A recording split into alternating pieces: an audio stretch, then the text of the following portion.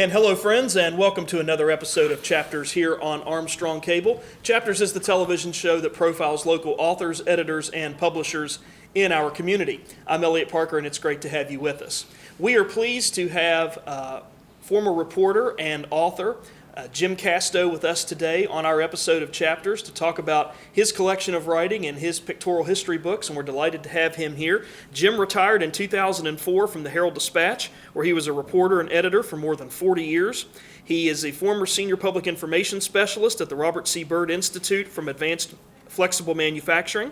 He's a native of Huntington, and he attended Bethany College in Bethany, West Virginia, and is a graduate of Marshall University, where he earned a bachelor's degree in journalism and a master's degree in English. He's taught both journalism and English classes as a part-time instructor at Marshall, and has worked on loan from the Herald-Dispatch as a member of the editorial page staff at USA Today. He's a member of the Society of Professional Journalists and the National Society of Newspaper Columnists. In addition to his newspaper work, he's written more than 150 freelance articles for magazines and newspapers, and is the author of 5 books, and those books are the focus of what we're going to be talking about today. So Jim Casto, welcome to Chapters. It's great to have you with us today. The problem with canned bios like that is, one, they sound a little like an obituary, and two, they get outdated real quick. And I've brought a number of books with me, and if you count real quickly, there are more than 5. Yes, absolutely, absolutely. That is very true. We're going to touch on them all, certainly, here in just a few minutes. Before we get to your career as a writer, Jim, spent more than 40 years working in newspapers. How did your newspaper career get started? Where did that interest come from to be a reporter? I had always, I didn't start out to be a reporter, but I'd always loved reading, and I'd always loved words. And so when I got to college and filled out the requisite forms, there was a space there about yay long where you were supposed to put your major. And journalism was the only word that I could think of that would fill up the whole space. So that's what I did. Fantastic, fantastic. I actually started working, my big break came when I was able to intern at Channel 3 in the news department there when Boz Johnson was still the news director there. Boz had the great misfortune of having 2 interns that summer. One was named Jim Casto and the other was named Dave Payton, if viewers out there know who the irascible Mr. Payton might be. But in any event, I enjoyed my time at Channel 3, and while I was working there, I heard that they were looking for a full-time reporter at the Herald-Dispatch. So I put my name in the hat, and lo and behold, they hired me. And that was during my what I call my first senior year at Marshall. I was on the 5-year plan. But so I was really on the job as a working reporter before I ever collected my journalism degree. Oh, very good, very good. What was your beat at first when you worked for the Herald-Dispatch? Well, newspapers at that time, and the Herald-Dispatch was no exception, had a very strictly defined beat system. Beats were considered very important. As the newest reporter on the staff, I was the swing man. When the police reporter was off one day, I was police reporter. When the City Hall reporter was off the next day, I became City Hall reporter. When the obituary writer was off the next day, I was the obit writer. And I think that's a wonderful way to train people. But newspapers don't do that much anymore. They give a starting reporter a desk, a computer, and a telephone, and they have to cover the world. Mm-hmm. And I think that's kind of unfortunate. I know when you finished your career at the Herald-Dispatch, you were primarily a columnist, and we saw your columns appear quite a bit on the editorial page. Yeah. How did you determine, well, first off, how often did your columns appear? Well, I was a reporter for something like 9 years, and then I became editor of the editorial page. And they changed my title a couple of times, but they didn't change my paycheck or my assignment, just my title. And as editorial page editor, it was my job to preside over the editorial board and to write the newspaper's opinions of the news of the day, the unsigned editorials. But very quickly, I decided that I wanted, at least from time to time, to write something that would be just my opinion, not the newspaper's opinion. And so that's how my weekend columns started. They bounced back and forth between Saturday and Sunday, but they were always on the weekend. And there was one every week. So, How did you come up with ideas for that column? Where did some of the inspiration or thoughts for those columns come from? midnight oil, but mostly reading. I mean, if you're going to be a writer, you got to be a reader. The more you read, the better you're going to be able to write.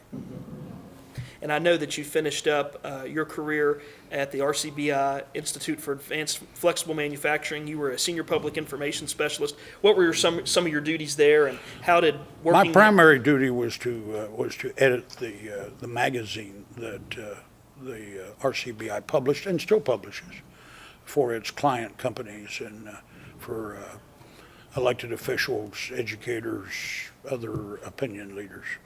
And you made the transition during that time and now since to writing books and to being an author. Yeah. We're going to talk about some of those books here in just a minute, but when and where did you decide, I want to give this writing thing in terms of writing books a try? Well, it was sort of thrust upon me, and fortunately, but I was in the newsroom one day in the early 1980s, and I got a long-distance telephone call from a publishing company in California. And you remember long-distance phone calls? That Yes. was back before the internet Yes. and email. And Back when we had pay telephones and things like that? and crank phones, And crank too. phones, absolutely. But the fellow on the other end of the line explained what was going on. His company had partnered with the Huntington Chamber of Commerce in planning a history book on Huntington, sort of a coffee table kind of book, with a little narrative, but lots of old photographs and such. And the chamber had recommended to the publishing company that they hire me to actually write the book for them and to edit the photos. So we talked a little while, and he mentioned a certain sum of money, and I said, I'm your man. I can do that. There was only one problem. I had just signed a contract to write a book about the history of Huntington, but I didn't know anything about the history of Huntington. So I betook myself to the library. Today, of course, I'd turn to Google, but no Google in the early 1980s. So I went down to the local history room at the library and immersed myself in what I found there, and then located some other people who obviously did know something about the history of Huntington. And the result was this book here, Huntington, An Illustrated History. And I'm pleased to say it's out of print. It's been out of print for a long time.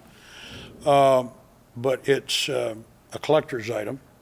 And if you find a copy on eBay or somewhere, you will pay 2 or 3 times more than what the $24.95 the book sold for originally.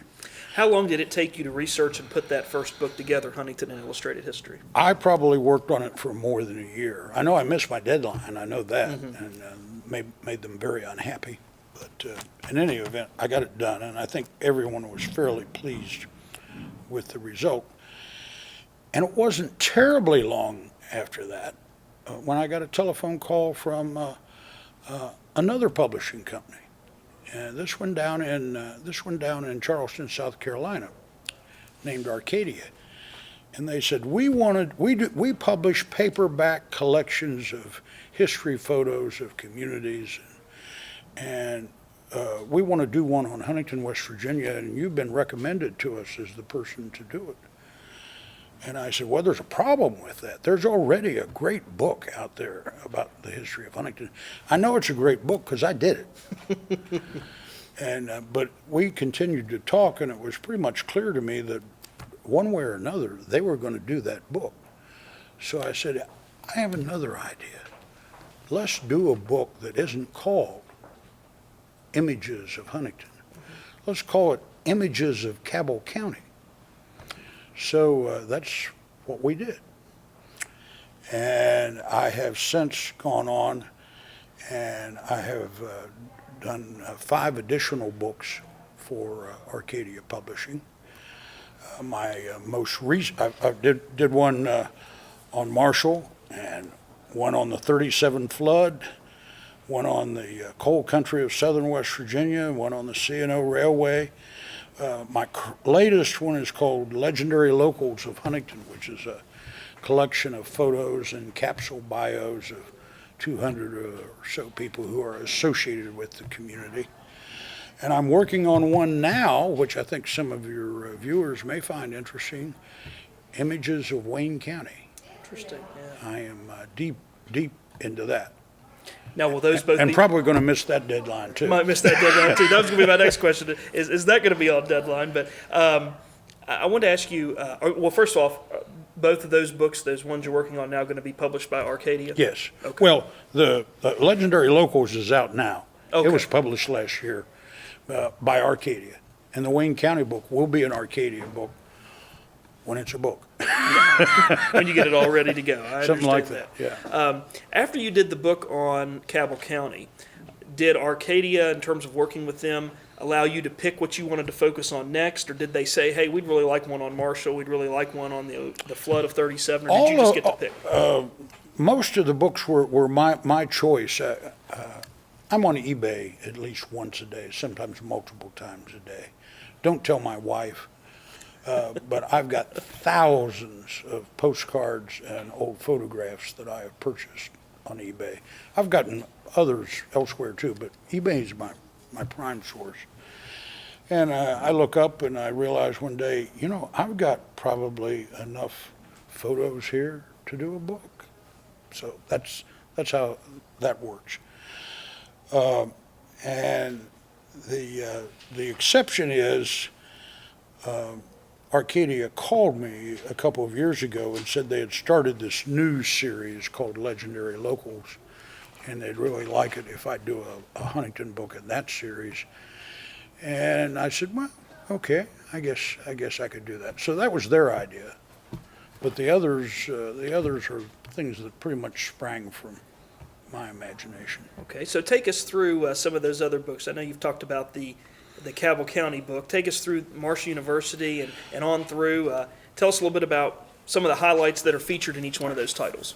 Well, the Marshall book, I was very fortunate because I was able to get the total cooperation of Special Collections at the Marshall University Library, and they let me rummage through 100 or 150 years or so of archives.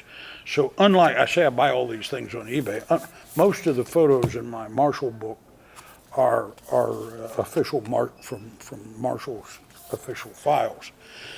I enjoyed doing the 37 flood book because there are a lot of 37 flood books out there, but this one is different, and I've not seen another one like it, because all of the others that I have seen talk about the 37 flood in Cincinnati, the 37 flood in Louisville, the 37 flood here or there or whatever. This treats the flood all the way from Pittsburgh down to Cairo, where the Ohio flows in to the Mississippi. And there's a chapter about each state, and it's I believe that it is the best overall look at the flood that's been published. And the 37 flood was, the Hurricane Katrina of its day. The scope of the flood was absolutely massive. My Southern West Virginia book is unique in that every image in the book is a vintage postcard. We forget how prevalent the use of postcards were, especially in the 20s and 30s, even extending up into the 40s. You lived up in Logan and you decided you were going to come to Huntington on the weekend to see you were going to come to Huntington to see your relatives down here. you'd mail them a postcard first of the week and say, I'll be down on the train on Friday. And of course, you went on a vacation, you had to send back the cards that said, wish you were here. So I'm not really a postcard collector. I buy postcards to illustrate the things that I write, but everything in this book is a picture postcard. Interestingly enough, the Coal Country book didn't sell all that well initially, but then I published a book on the C&O Railway. And again, this is an overview. This is not necessarily a book for a diehard rail fan, because they probably know more about the history of the C&O than they're ever going to find in my book. This is for the person who is just sort of likes to reminisce about railroad days. And it covers every aspect of the C&O, the old stations, the freight trains, the locomotives, the passenger cars. Chessie, you remember Chessie? I do. Chessie told you that if you rode on the C&O, you could sleep like a kitten. One of the best known trademarks in all of American corporate history. And then, as I say, we've got legendary locals here. And we got a little checkerboard pattern there on the cover of small shots of some of the people who are included. And it is a diverse group. We got golfer Bill Campbell and Dagmar, Catherine Bliss Inslow, the longtime society editor of the Huntington Papers. We got Rufus Switzer, who was the mayor who created Ritter Park. We got old Collis P. Huntington himself right here with his top hat and his beard. We got Soupy Sales. We got Brad Dourif, the voice of Chucky. Yes. The voice of Chucky. Yes. Chuck Ripper, the wonderful wildlife artist. Stella Fuller of the Stella Fuller Settlement. And John Gallagher, who was chief of the Huntington Fire Department for longer than anybody else. So it's a varied lot. And I wanted to ask you on that book about the legendary locals of Huntington, how did you determine who was going to be featured in that book? well, were they important? Would they be instantly recognizable? And could I find a suitable photograph? There are, I'll never reveal their identity, but there are important people in the history of the city who are not included in this book because I couldn't find the kind of photograph that I needed. These are all photo books, and you gotta have photos for a photo book. We mentioned that you had retired from the Herald Dispatch in 2004, but going back to what you were saying a moment ago about postcards, you also have a feature in the community section on Mondays, which is Forgotten Huntington. Tell us a little bit about that series. Lost Huntington. Lost but not forgotten. Lost but not forgotten, absolutely. Yeah. Tell us a little bit about how that started and what that's all about. Well, I have to credit Ed Dawson, the editor and publisher of the Herald Dispatch, with that idea. He knows my great interest in local history, and occasionally allows me to write a history-based feature for the newspaper. And he propositioned me one day. He said, when we get together and talk, you're always telling me, well, now that building there used to be, he said, could we do a series of articles about that? And I said, well, I guess we could. He said, well, how many could you do? And I said, well, I don't know. I would bet if we ran one a week that I could do at least a year's worth. Well, I believe the one that was in this morning's paper is number 65. And there is no end in sight. That's great. And yes, to answer your next question, sooner or later, those will be a book too. Yes, that was going to be my next question. Have you thought about making that Oh, absolutely. a book? Now, yeah. I know some of the pictures that are in the Lost Huntington section look like postcards. Some of them look more like old photographs. That's it. I mean, we take what we can find. I love it when we have an old color postcard because they are so beautiful. Many of them look like oil paintings, but sometimes we don't have that. Sometimes we're just fortunate to be able to find an old black and white photo in the files of the newspaper. And again, just like with legendary locals, there are things that I would have included in that series long ago, except I either can't find a suitable photograph, or I've got the photograph and I can't track down all the information I need about the building's history. I see. So there are a lot of things that are sort of in progress, in flux, as it were. I know that having done so many of these picture books and knowing how popular they are and that you've done well with quite a few of them, leads me to this question. What do you think it is about having a pictorial history book like you do that is engaging to readers and catches readers' attention, maybe more so than if you sat down and wrote 300 pages of standard paragraphs about those images and those people? I read history, but I don't read a lot of it because I find it kind of intimidating. But there's nothing intimidating about a collection of old photographs. Well, that's the Cabell County Courthouse there.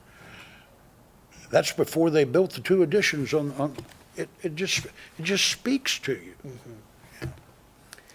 Let me ask you, as we finish up with you here in our final moments, you mentioned that you've got one book that you're working on with Wayne County, the Lost Huntington series is going to be something that you'd like to put into a book. Anything beyond that you're thinking about doing? Well, not really, but let me give you two real quick plugs about books that are not Arcadia. Okay, sure. A number of years ago, I did a book for the University Press of Kentucky called Towboat on the Ohio.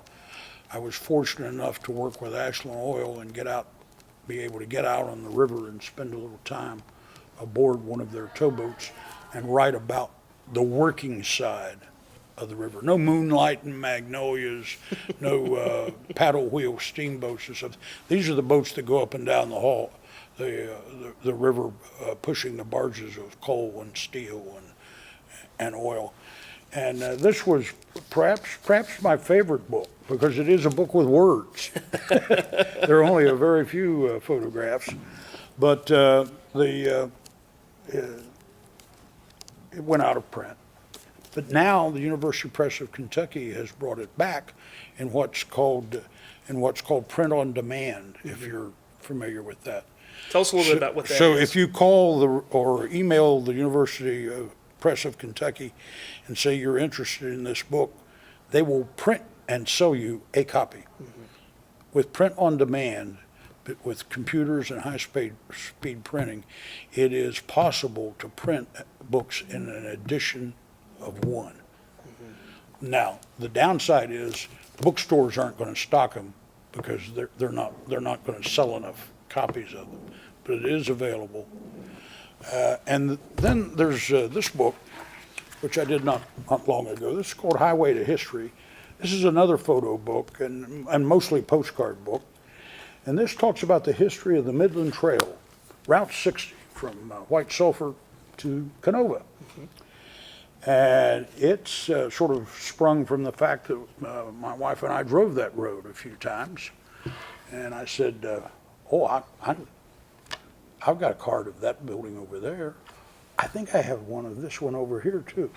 So voila, eventually it became a book. But this was published by a company in Charleston that, for reasons I do not understand, does not put its books on Amazon and is not terribly good about filling bookstore orders.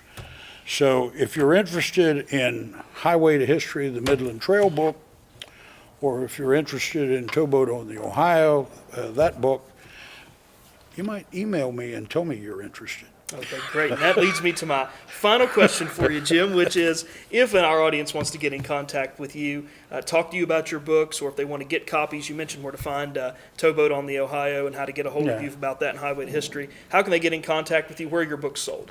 Well, the Arcadia books are all sold right here and in other bookstores. My first book, Huntington Illustrated History, is just out of print, and it's just not available unless you stumble onto a copy on eBay or something. These other books, you really need to sort of reach out to me. And my email is Jimmy Casto, JIMMYCASTO at AOL.com. Fantastic. That's great. Well, Jim, it has been a fantastic conversation with you today, and we've really enjoyed you taking us through these terrific books. And if any of our audience wants to learn a little bit more about local history, about the fabric of what makes Huntington and what makes sort of the tri-state region really tick from present and how it connects to the future, they should really check out your books. But let me also say, I do have a web page. Oh, okay. Yes, please tell us about that. Go to jimcasto.com. Fantastic. That's great. Well, Jim, we appreciate you stopping by today to talk to us not only about your newspaper career, your reporting career, but also your fantastic books. So we wish you the best of luck and good luck with your new titles, and we hope to have you back on someday for another conversation. I'll be back to talk about the Wayne County book Yes. when I get it done. Yes. If you meet the deadline. Well, I'm not going to meet the deadline, but when I get it done. I understand. We appreciate it, Jim. Thanks so much. Thank you. And finally, we want to say a special thanks to the staff and management here at Empire Books and News at Pullman Square in Huntington for providing our studio taping space today and coordinating a lot of our arrangements behind the scenes. We encourage you to stop by Empire Books and News, pick up copies of Jim Casto's books or any of the other books that you've seen featured by many of our authors and publishers here on Chapters. They're available for sale right here at Empire Books and News. Plus, this bookstore also has the largest selection of magazines in the tri-state. So if you're more of a magazine reader, this is the place to come. Stop by, talk to Charlotte and her staff, let them get you taken care of for whatever reading need you have or desire that you have right here at Empire Books and News. And we appreciate all their support and their cooperation so much. And if you've got a question, comment, or suggestion about this chapter's program or any of our chapter's programs you've seen here on Armstrong Cable, we'd like to hear from you. You can send us an email to the address that pops up right here at the bottom of the screen, letter L, letter P, number 4 at zoominternet.net. We do appreciate all the comments and feedback that we receive. And if you want to go back and watch a previous episode of Chapters that has aired here on Armstrong Cable, we've made that possible for you as well through the Armstrong One Wire page on YouTube. All you need to do is go to www.youtube.com/Armstrong One Wire, all one word. Click on the Chapters link, and there you can find all of our previous episodes of Chapters, over 10 hours of author and publisher and editor interviews right there at your fingertips. And we know a lot of you have been going back and watching some of those old episodes, and we appreciate that so much. We also appreciate the comments that you've been leaving about those programs as well. So if you want to go back and check that out, you can find that there at the Armstrong One Wire page via YouTube.